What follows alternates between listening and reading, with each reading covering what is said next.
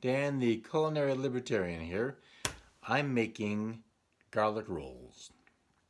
I have been in the habit of making garlic bread, taking a loaf of French style bread, whatever, cutting it in half, slathering the inside with butter and olive oil and varieties of garlic, either puree or a paste of fresh garlic and some garlic powder, sometimes some onion powder for a little bit of extra flavor, some Parmesan cheese, salt, pepper, stuff, sometimes parsley because it's pretty, whatever.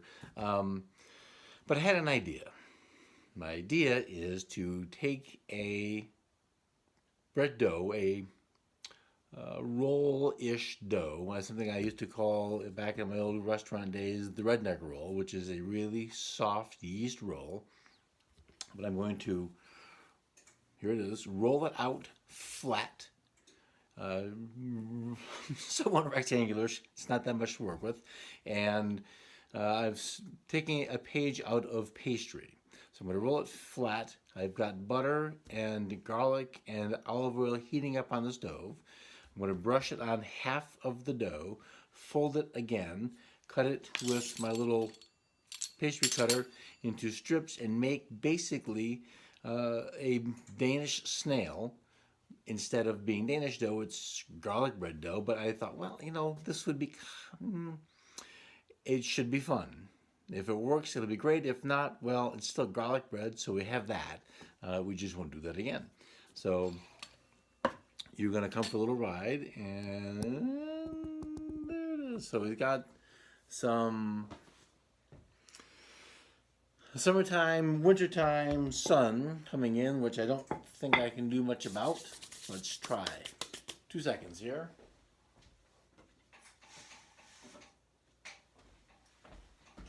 A little better. All right, so the rolling is rolling. Not that big of a deal. Sometimes I've seen people rolling dough. It'll do that. So dough does a few things, and it doesn't really know any better because it's just dough. But we, the bakers, can know what to do. So when it sticks like that, obviously we want to stop. But the other thing that can happen is sometimes, come for another little ride. Hi there. Sometimes when you're rolling the dough on the counter or table, whatever you're working on, you'll see the dough you can sort of watch the whole thing grow and spread out because it's sliding on the flour that's sort of acting as like little teeny tiny ball bearings. The flour is moving the dough across the counter. Every once in a while, somehow, for whatever the reasons are, usually because there's a piece of butter in the dough or the moisture has gotten past the little ball bearings of flour and onto the counter, the dough will stick. And what that looks like, it's not doing it now, but you'll see a spot as you're rolling the dough, watching it advance. There'll be one little spot where it doesn't move. That's really your visual cue. The dough is saying, hey, you need to do something here. And the something to do is lift the dough up, put a little bit of flour in them. You've got a little thing of flour. Put a little flour on that one spot where it's sticking so it doesn't stick anymore. So if you roll the dough through that spot, well, now we've created, it's not the end of the world, but now we're making things hard. That spot is going to be a place where when you go to lift it up to try to remove the dough from the counter, it's going to stick a little bit, and as you're pulling on it to get it off the counter, you're stretching it out. So what? Well, the so what is when you take a dough and stretch it in a spot you can't really see, but what you're doing, the gluten is kind of like rubber bands, and we've got this, we have it, that's what there is. When we stretch that rubber band out, it doesn't look like it because the dough looks the same, but inside the dough, the gluten rubber bands are really pull tight. When that gets hot, they're going to shrink. And you say, what happened? And it happens to everybody. We all bake our pie dough for whatever we're making, and why is this happening to me? And the worst offender actually is the pre-rolled shells from the freezer case at your grocery store. Oh, don't buy those. It's just more madness and headache than it's worth. Make your own. There's a recipe on the blog. I'll link to that in the comments of this video. But yeah, make your own. It's so much easier, but make sure we have a well-floured counter. Now, we're not going to be rolling in 7 pounds of flour. That's silly. We don't want more flour than we need. How much do we need? Enough so that the dough doesn't stick. And when it does stick, we put a little under there to make it not stick. So one of the things, I've used these before, love these things. This one, sometimes they're white, sometimes they're all curved, different shapes. I'm looking for some more. These are really handy for getting under the dough without stretching it too much. Anytime the dough sticks, that runs the risk of making a spot where the rubber band gluten is going to go in. So when it bakes, it goes too much. So now let's go back to here, and I'm going to take care of one little detail over there. So, oops. So also, one of the ways we can make sure we're guarding against the dough sticking is moving it often. Now I'm doing this for that reason, but also I can feel here it's thicker in this spot than in this spot. How much thicker? Well, not drastically, but it's enough that's gonna give me an issue that I don't want to have. So pushing away, lifting up. Let's see how we're doing here. Now if I go too fast and I find one of those spots that is sticking, I risk tearing the dough. For my garlic rolls, that's not really an issue. That's not going to be a problem. If you're making a pizza, definitely not a problem. If you're doing something that requires no holes, like a pie dough, that could be a problem. All right, so there is, oh my, that smells good. That is the garlic butter / olive oil mix, and I'll let it cool for a little bit. So we're going to take a pause. Let's go for a ride.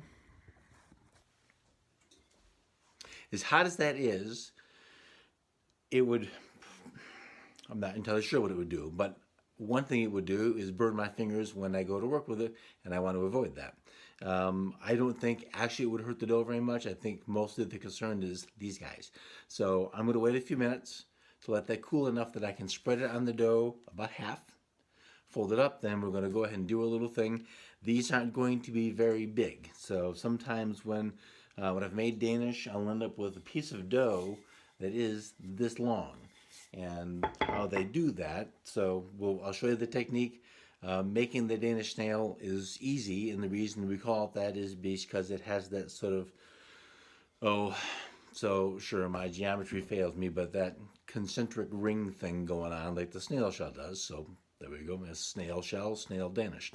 There's other ways to make Danish, but that's kind of easy, and that's the one I think is the most recognizable, the one that, oh look, Danish. So take a pause, and we'll be back in a minute to finish these finish these guys off. All right, so I added a little bit more butter to help cool the garlic butter down. I'm using a little bit of Parmesan cheese on top of what I've spread out. So it's about half. Sometimes I've done mozzarella. I'm going to go a little less fancy just because I'm not sure how hard the mozzarella would make rolling the dough. All right, so fold in half. Oops. So we got a little bit of shooting out the side. No big deal. So now, So these aren't that big. These are about the size of my finger or so.